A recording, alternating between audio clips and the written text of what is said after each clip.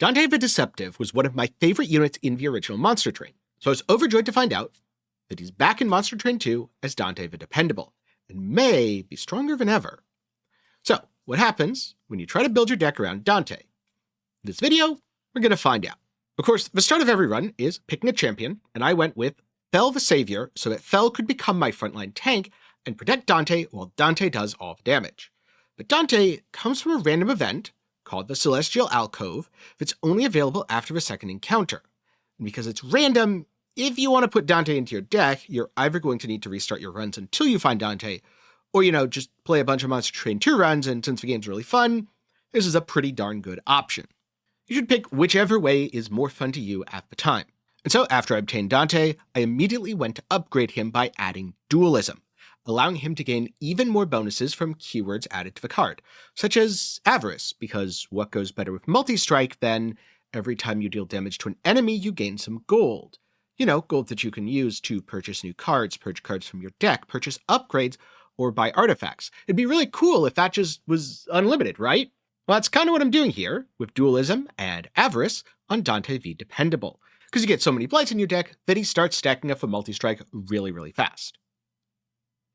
And so with that, I now have Dante. He's overpowered, and it's time to test him out, and wait a minute. He only has 3 attack and 3 multi-strikes? Well, that doesn't seem very overpowered. Why is this card so weak? Yeah, it turns out because Dante scales based on the number of blights in your deck, and because you have to play Dante to add Dante's Candle, a blight to your deck, he's pretty weak to start off, especially since his base attack is incredibly low. But Monster Train 2 offers you a lot of fun little ways, some might even call them fair and balanced, to buff up a unit's attack. For example, you can use cards that give him Valor. Valor increases a unit's attack, and you could say that it is several times more effective when used on Dante, because normally 1 stack of Valor is 1 attack, but if Dante attacks 3 times, all of a sudden 1 stack of Valor is +3 attack. You could also put more blights into your deck. This will give him more multi-strikes, which also multiplies the effect of any Valor he has. If you have 6 blights instead of 3, well, all of a sudden, 1 stack of Valor isn't 1, isn't 3, it is +6 attack. And you can even give him items that boost his damage. So from here, I set out on my quest to maximize Dante's potential. It was also around this point in the run that I got another Celestial Alcove, where I met with Dante yet again, and picked up a nice little defensive bonus, Titan Skin for the Pyre. For most runs, the alternative would probably be better, a spell that does damage based on the number of blights in your deck. And it does a lot of damage, but don't worry, Dante is here to do all the damage. So I just need a little bit of extra help keeping my Pyre alive. Dante's blights can't be removed from your deck, it's a permanent curse or a debuff. And if you end your turn without playing the blight, your Pyre loses 3 health, which is pretty bad. Generally, you don't want your Pyre to be losing health.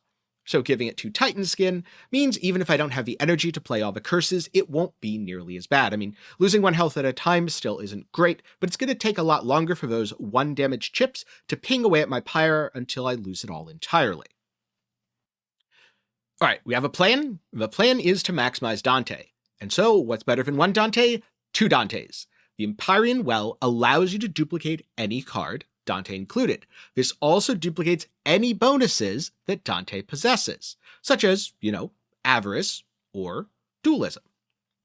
And since Dante's multi-strike scales off of a number of blights in your deck, and each copy of Dante adds more blights, each copy of Dante buffs the damage of all the other Dantes.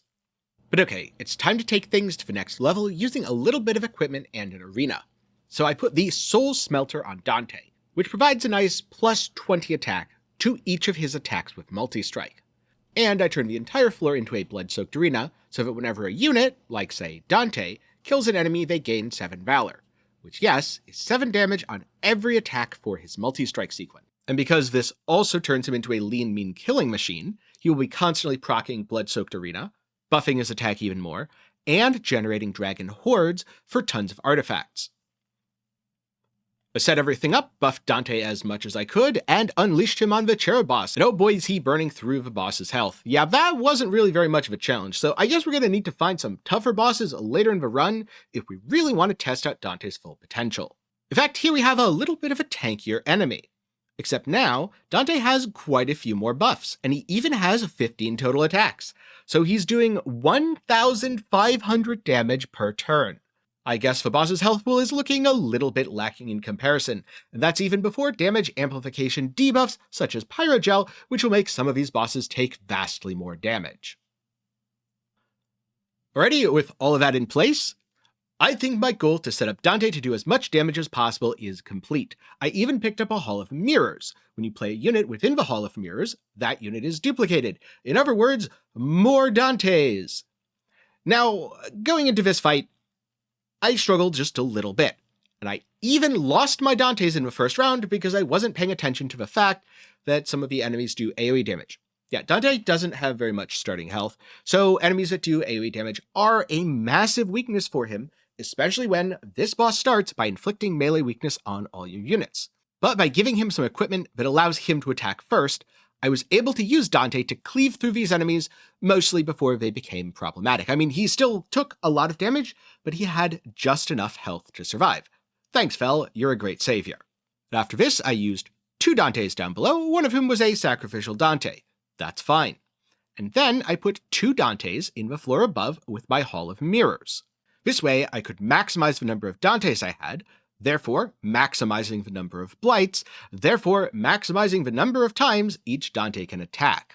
I also managed to pick up an artifact that let me play all of the blights for free, which made it much easier to keep up with the costs and not have my pyre take damage. Certainly not necessary for a deck like this, but it's definitely helpful, especially if you're trying to go infinite, something that I would very much like to do when the game releases, but wasn't available in the demo. And so here we have it, the culmination of everything. All the time, all the buffs, all the artifacts, all the equipment, and all the Dante cloning. But after all this, how good is Dante?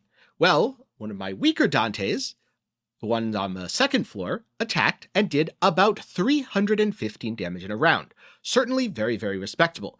But Monster Train isn't the sort of game where you just want a respectable 315 damage. Oh no, you want the ridiculous, over the top, and absurd. And for that, I present my main Dante, who does well over 100 damage with each attack.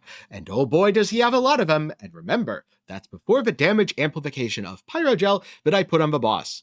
So he starts hitting the boss. Now, unfortunately, the boss did have a little bit of a run-in with this Dante already, so he's rather low on health. But if Dante had been able to get off a full attack round against a full health boss, he would have done 3,000 to 4,000 damage. Yes, Dante is an absolutely absurd unit. The more of him you can put in your deck, the better, and I very much look forward to making the ultimate Dante deck where my entire deck is Fel the Savior, Dante, and a bunch of buff spells once I can play Endless after the game releases. And hey, if you think that sounds fun, and you want to see my take on that, then get subscribed and maybe leave a like while you're down there. On the other hand, if you've been playing the demo for Monster Train 2 and you have some crazy ideas for decks or tactics that you found to be super effective, please let me know down in the comments below. I'd love to hear some of the crazy stuff you've been up to. Now, if you're looking for something else to watch after this, check out my recent video where I went over 10 indie games, including Monster Train 2, many of which you probably haven't heard of, and gave some of my thoughts on the demos for each. That'll be up in the card and down below. For now, thank you very much for watching to the end. I'm glad you've enjoyed, and I'll see you in the next one.